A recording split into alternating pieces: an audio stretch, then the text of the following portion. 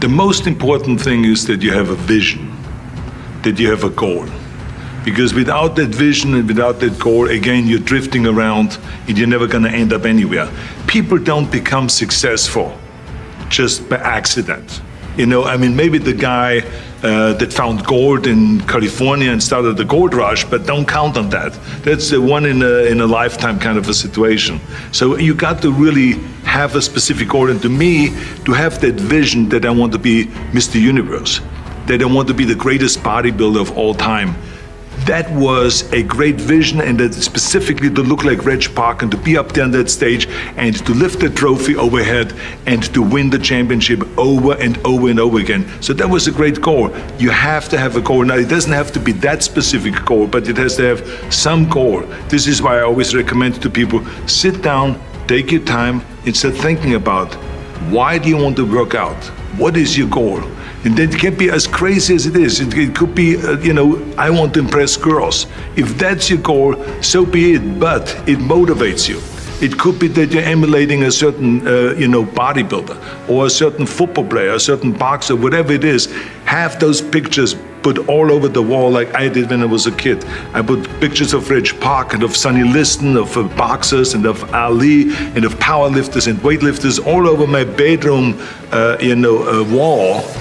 So that every day when I go to sleep, every day when I wake up, I look at those pictures and they motivate me. You need that motivation, and then therefore you have this kind of imprint in front of you all the time, and you know exactly what you're chasing. And this is why I always smiled when I was in the gym. People always came up to me and says, why are you smiling? You're working out 5 hours a day. You're doing the same as the other guys, but the other guys have a sour face. They're pissed off that they have to do another rep or another set or something. I looked forward to another 1,000 reps of sit-ups. I looked forward to another 500 pounds of leg press or squat. I looked forward to doing more and more curls until my arms fall off. Why? Because I knew that every rep that I did and every set that I did and more weights that I lifted, I get one step closer to turning that vision into reality.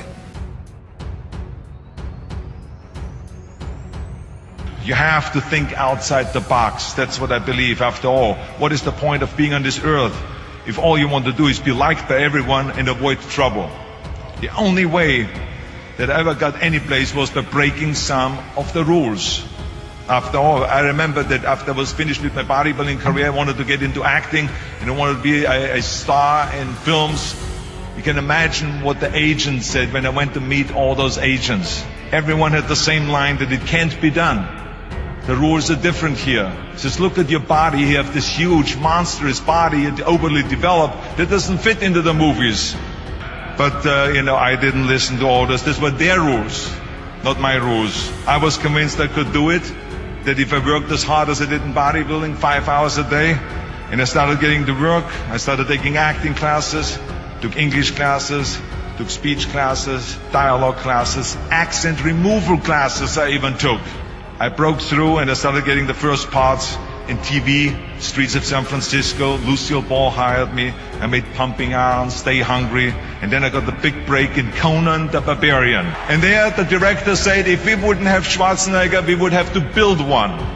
Now think about that. And then when I did Terminator, I'll be back. Became one of the most famous lines in a movie history, all because of my crazy accent. Now think about it. The things that the agent said will be totally a detriment and will be impossible for me to get a job, all of a sudden became an asset for me. All of those things, my accent, my body and everything. So it just shows you never listen that you can't do something. And you have to work your way up. Of course, run for something else first. I mean, it was the same when I ran for governor. The same lines that you have to work your way up, it can't be done.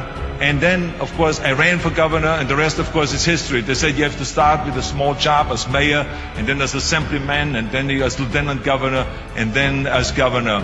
And they said, that's the way it works in a political career. I said, I'm not interested in a political career. I want to be a public servant. I want to fix California's problems and bring people together and bring the parties together. So, like I said, I decided to run. I didn't pay attention to the rules, and I made it, and the rest is history.